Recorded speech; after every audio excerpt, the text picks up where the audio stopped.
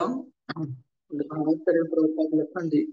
अतः श्रीकृष्ण नामादि न भवेत् ग्राह्यमिन्द्रियै सेवन्मुखे जिह्वादौ स्वयं एव स्फुरति आदौ। तो अतः श्रीकृष्ण नामादि भगवान जो हमें श्रवण करथिले नाम रूप गुण लीला तो ई जिनस गुड़ा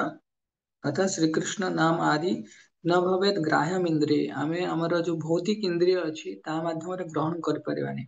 सेतपै देखुथिबे बहुत लोक माने भगवान को मानि पारंतनि भगवान अछंती बोली तांकर जमार भरोसा पाएनि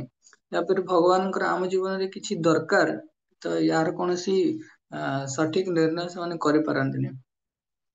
काहेकि ना ग्राह्यम इंद्रिय आम जो भौतिक इंद्रिय अछि ता द्वारा आमे ग्रहण करि पारंतनि केमिति जेमति धरंतु गोटे काठुरिया काठ काटुची जो करत थाए तो करत को गोटे दीटा काठ काटी सारला परे तो करत तो कौन गनी करतटा गरम हो गला अर्थात सेटा को आमे भल से व्यवहार करी हबनी ताको पुणी ठीक करिया पड़े तार शार्पेनिंग द सॉ टाइप रो तेणु ସେଥିପାଇଁ ଆମ ଯୋଉ ଇନ୍ଦ୍ରିୟ ଗୁଡା ସଂସାରରେ ଭୌତିକ ଚକ୍ରରେ ରହିକି ଭୌତିକ ଜିନିଷକୁ ଭୋଗ କରି କରି କରି କରି ଆହାର ନିଦ୍ରା ଭୟ ମୈଥୁନ ଆହାର ନିଦ୍ରା ଭୟ ମୈଥୁନ ପୁଣି ଗୋଟେ ଥର ନୁହେଁ ଦୁଇ ଥର ନୁହେଁ 84 ଲକ୍ଷ ଜୀବଜନି ଭିତରେ ସେ କେବଳ ଏତିକି କରି କରି ଆସିଛି ତ ଗୋଟେ ଦିଟା ଜିନିଷ ରିପିଟେଡଲି ଏ ଯୋଉ ଚାରିଟା ସରି ଆହାର ନିଦ୍ରା ଭୟ ମୈଥୁନ ଚାରିଟା ଜିନିଷ ସେ ରିପିଟେଡଲି କରୁଛି ଆଉ ଅନନ୍ତ ବାର ଅନନ୍ତ ଜନ୍ମରେ କରି କରି ଆସିଛି ତେଣୁ ସେଟା ବ୍ଲଣ୍ଟ ମାନେ ଯେମିତି ଗୋଟେ କରତର ଏକ୍ସାମ୍ପଲ ଦେଲି ତ ସେମିତି ହେଇଯାଇଛି ତେଣୁ ସତ ପ୍ରଭୃତ ଭାବରେ ଆମେ ଭଗବାନଙ୍କର ନାମ ନେଇ ପାରୁନେ ସତ ପ୍ରଭୃତ ଭାବରେ ଆମେ ଭଗବାନଙ୍କର ଯୋଉ ଅତୀନ୍ଦ୍ରିୟ ଆଧ୍ୟାତ୍ମିକ ବିଷୟ ବସ୍ତୁ ଉପରେ କିଛି ବି ଆମର କିଛି ପକଡ ମାନେ ହୋଲ୍ଡ କିଛି ବି ନାହିଁ କାହିଁକି ନା ସତ ପ୍ରଭୃତ ଭାବରେ ଆମେ ଭୌତିକ ଜିନିଷରେ ତୁରନ୍ତ ଆମେ କିଛି ଜିନିଷ ଆମେ କରିପାରନ୍ତି ଯେମିତି ଗୋଟେ କି ଶୋଇବାର ଅଛି ଖାଲି ଶୋଇବାକୁ ନା ନେଲେ ମାନେ ଫଟକିନି ବେଡସିଟ୍ ଆଣ ଶୋଇ ପଡିବା ଫଟକିନି ଆମେ ହେଲା କି ନିଦ୍ରା ଭୟ ତୁରନ୍ତ ଭୟ ପଳେଇ ଆସେ ଆମକୁ ଦେଖିଲେ କିଛି ଜିନିଷ ଆମର କେହି ନେବାକୁ ଗଲେ ଭୟ ଲାଗେ କି ଖାଇବାକୁ ହେଲେ ଆମେ ସତ ବହୁତ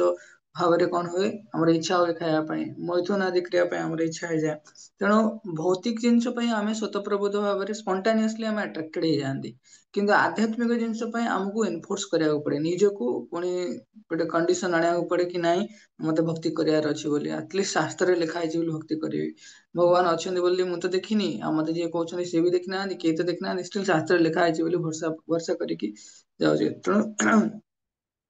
ସେଥିପାଇଁ ଆସ୍ତିକ ମାନେ କଣ ଯେ ଶାସ୍ତ୍ରରେ ବିଶ୍ୱାସ କରେ ନା କି ଯେ ଭଗବାନ ତ ବିଶ୍ୱାସ କରିବ କିନ୍ତୁ ମୂଳତଃ ଯେ ଶାସ୍ତ୍ର ଉପରେ ଭରସା କରେ ସିଏ ହେଲା ଆସ୍ତିକ ତେଣୁ ସେଥିପାଇଁ ମୋର କହିବାର କଥା ହେଲା କି ଶାସ୍ତ୍ର ସରି ଆମେ ଯୋଉ ଅନନ୍ତ ବାର ଜନ୍ମ ନେଇକି ଆମେ ଯୋଉ ଭୌତିକ ଚକ୍ରର କ୍ରିୟାରେ ଆମେ ପଢି ଆସିଛେ ସେଥିପାଇଁ ଆମ ଇନ୍ଦ୍ରିୟ ଗୁଡା ବ୍ଲଣ୍ଟ ହେଇଯାଇଛି ଆଉ ସେଥିରେ ଆମେ ଭଗବାନଙ୍କର କୌଣସି ଜିନିଷକୁ ଆପ୍ରିସିଏଟ କରିପାରନ୍ତିନି ନାମ ରୂପ ଗୁଣ ଲୀଳା କିଛି ଆପ୍ରିସିଏଟ କରିପାରନ୍ତିନି ତ ମାଧ୍ୟମ କଣ ତାହେଲେ ପୁଣି ସେଥିରୁ ମୁକ୍ତ ହବା ପାଇଁ ମାଧ୍ୟମ କଣ ତାପରେ ଆମେ ଭଗବାନଙ୍କୁ କେମିତି ଭଗବାନଙ୍କ ଜିନିଷକୁ କେମିତି ଆପ୍ରିସିଏଟ କରିବା ଆଉ ଆମର ଶ୍ରଦ୍ଧା ଆସିବ ଭଗବାନଙ୍କ ଉପରେ କି ନାଇଁ ଯେକୌଣସି ପରିସ୍ଥିତିରେ ଆମେ ଭଗବାନଙ୍କର ହସ୍ତକ୍ଷେପ ଦେଖିପାରିବା କେମିତି ସ୍ୱୟଂ ଅତः ଶ୍ରୀକୃଷ୍ଣ ନାମ ଆଦି ସ୍ୱୟଂ ନମ ବେଦ ଗ୍ରାହମ ଇନ୍ଦ୍ରିୟ ସେବନ ମୁଖେ ସେବା କଲେ ମୁଁ ଏଥିପାଇଁ କହିଥିଲି ଏଇ ଯୋଉ ଭୌତିକ ସଂସାର ବନା ହେଇଛି କାହିଁକି ଆମର ମିଥ୍ୟା ଅହଙ୍କାରକୁ ଚୁର ଚୁର କରିବା ପାଇଁ ନଷ୍ଟ କରିବା ପାଇଁ ତେଣୁ ସେବା କଲେ ସେବକର ମନୋଭାବ ନେଲେ ମିଥ୍ୟା ଅହଙ୍କାର ନଷ୍ଟ ହୁଏ ତ ସେବା ଆମେ କୋଉଠୁ ଷ୍ଟାର୍ଟ କରିପାରିବା ଜିହ୍ବା ମାଧ୍ୟମରେ ତ ଜିହ୍ବାର ଦିଟି ବିଶେଷ କାର୍ଯ୍ୟ ଅଛି ଗୋଟେ ହେଲା ସେ ପ୍ରସାଦ ସେବନ କରିବ ଆଉ ଗୋଟେ ହେଲା ହରିନାମ ନବ ତ ଏଇ ଦିଟା କାମ ଯଦି କରୁଛି ତାହେଲେ ସ୍ୱୟଂ ଜିହାଦଉ ନ ଭବେ ସେବନ ମୁଖେ ଜିହାଦଉ ସ୍ୱୟଂ ସ୍ଫୁରତି ତ ଏଇ ପ୍ରସାଦ ଯଦି ସେବନ କରିବ ଆମର ଶରୀର ଶୁଦ୍ଧ ହେଇଯିବ ଧୀରେ ଧୀରେ ଆମ ଶରୀରରେ ଯୋଉ ଯାହା ଆମେ ଖାଦ୍ୟ ଖାଉଛେ ଖାଦ୍ୟରୁ ରକ୍ତ ହଉଛି ରକ୍ତରୁ ଅସ୍ଥି ରକ୍ତରୁ ମେଦ ଅସ୍ଥି ମଜା ମାଂସ ବୀର୍ଯ୍ୟ ତ ବୀର୍ଯ୍ୟ ଆମର ଅପବିତ୍ର ହେଇକି ଅଛି ତେଣୁ ଯଦି ଖାଦ୍ୟ ଆମେ ଭଗବାନଙ୍କ ପ୍ରସାଦ ପାଇବା ତାହେଲେ ଆମେ ପୂର୍ଣ୍ଣ ସତ୍ୱ ଅର୍ଥାତ ଆମ ଶରୀର ପୂର୍ଣ୍ଣ ରୂପରେ ଶୁଦ୍ଧ ହେଇଯିବ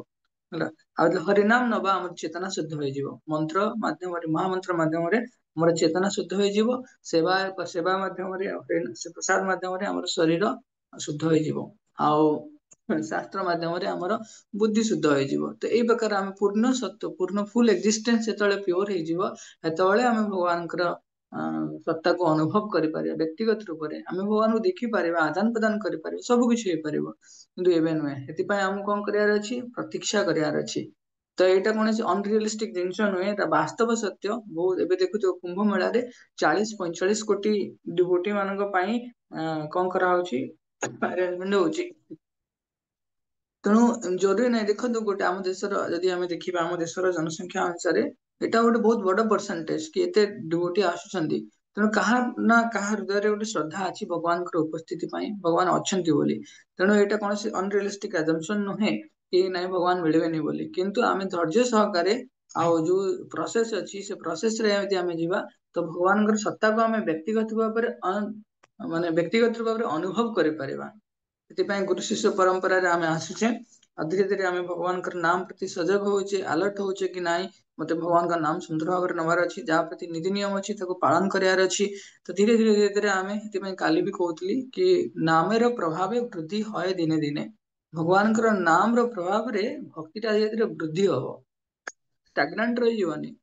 ବୃଦ୍ଧି ହବ। ଆଜି 2 ମାଳା କରିଥିଲି, କାଲି ଇଚ୍ଛା ହବ ମୁଁ ଆଉ 4 ମାଳା କରିବି, କାଲି ଇଚ୍ଛା ହବ ମୁଁ ଏକାଦଶୀ କରିବି, କାଲି ଇଚ୍ଛା ହବ ମୁଁ ଜନ୍ମାଷ୍ଟମୀ କରିବି, କାଲି ଇଚ୍ଛା ହବ ମୁଁ ସାଧୁସଙ୍ଗ କରିବି, କାଲି ଇଚ୍ଛା ହବ ମୁଁ ଭଗବାନଙ୍କ ସେବା କରିବି। ସେ ସବୁ ଜିନିଷ କାହିଁକି ହୁଏ ନା ନାମର ପ୍ରଭାବରେ, ନାମର ଶୁଦ୍ଧତା ଯେତେବେଳେ ବଢି ବଢି ଯିବ ତେଣୁ ଆମର ସତ୍ୱ ବି ଶୁଦ୍ଧ ହବ, ଭଗବାନ ସହିତ ସମ୍ବନ୍ଧ ସ୍ଥାପିତ ହବ।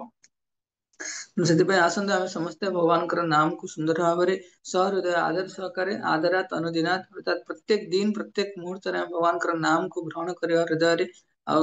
ଆଦର ସହକାରେ ଗ୍ରହଣ କରିବା, ଆଉ ଜୀବନର ଏକମାତ୍ର ଏବଂ ଅନ୍ତିମ ଲକ୍ଷ୍ୟ ଏହା ହିସାବରେ ଗ୍ରହଣ କରିବା। Krishna consciousness is not the alternative goal of a devotee.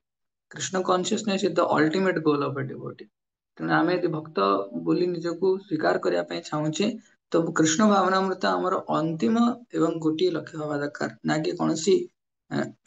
Alternative ଗୋଲ ନ ହବା ଦରକାର। ସମସ୍ତଙ୍କୁ ପୁନଃ ଶୁଭେଚ୍ଛା ଯୋଉମାନେ ଭଗବାନଙ୍କର ନାମ ନେବା ପାଇଁ ଉତ୍ସାହୀ ଅଛନ୍ତି। ତେଣୁ ଆସନ୍ତୁ ଆମେ ବୈଷ୍ଣବ ମାନଙ୍କୁ ପ୍ରଣାମ କରିକି ତାଙ୍କର କୃପା ଆଶୀର୍ବାଦ ଭିକ୍ଷା କରିବା, ତାକି ଏଇ ଯୋଉ ଆଧ୍ୟାତ୍ମିକ ଜର୍ଣ୍ଣି ଅଛି ତା ପଛରେ ଆମେ ସୁନ୍ଦର ଭାବରେ ଗମନ କରିପାରିବା।